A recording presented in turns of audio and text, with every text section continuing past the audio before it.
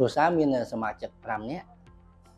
ខ្ញុំមួយគ្រួសារហើយមានកូន3នាក់ហើយកូនបងនេះគឺគាត់ទទួលបាន scholarship ហ្នឹង50%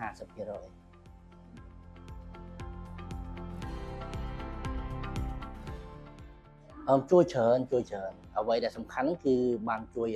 ខាងសេដ្ឋកិច្ចគ្រួសារខ្ញុំបានច្រើនទី1ទី2គាត់អាចមានសមត្ថភាពមកសាលាល្អនេះគឺវាពិតជាអស្ចារ្យមែនទែនហើយបើនិយាយថងទៅ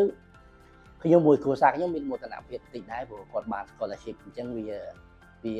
ប្រសើរច្រើនបាទ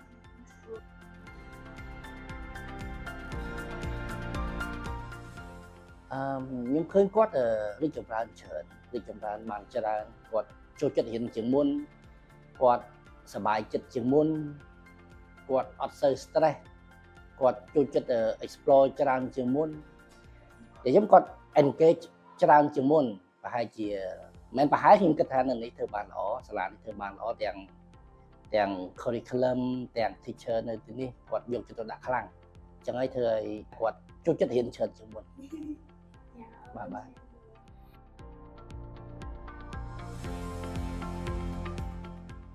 អ្វីដែលខ្ញុំចាប់អារម្មណ៍ខ្លាំងមែនទែនគឺភាសាចិន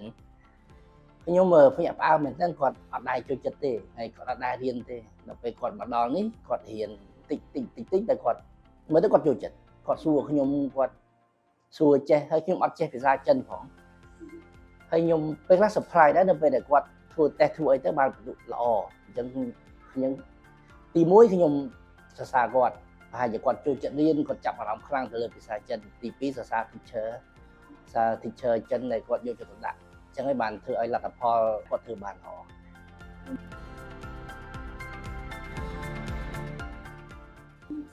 បាទខ្ញុំជឿជាក់ថាការរៀននៅនេះគឺមួយថ្ងៃទៅមួយថ្ងៃគឺគាត់នឹងរីកចម្រើនខ្លាំងទៅ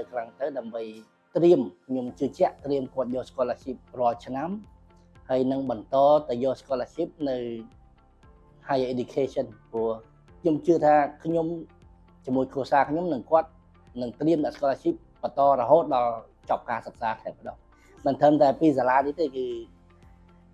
គាត់ប្រាប់ខ្ញុំថាគាត់ចង់ទៅរៀននៅ UK នោះអញ្ចឹងធ្វើម៉េចខំយក scholarship បាន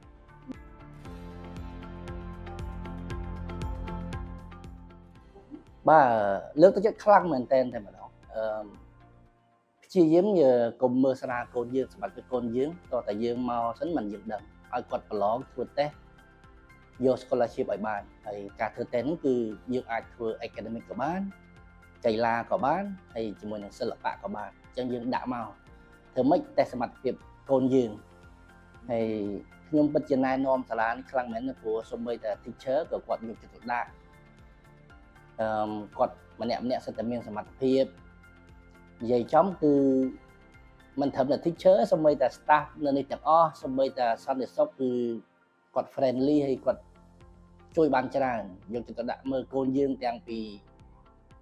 ផ្លូវដើរចូលសាលាដល់ចប់ម៉ោងសិក្សាគឺគាត់យកចិត្តទុកដាក់ខ្លាំងមែនទែនអញ្ចឹងវាសាលានេះវាស្តង់ដារអស់ហើយហើយខ្ញុំជឿជាក់ថាកូនខ្ញុំនឹងសិក្សាពីនេះបានច្រើនអរគុណច្រើនបាទអរគុណ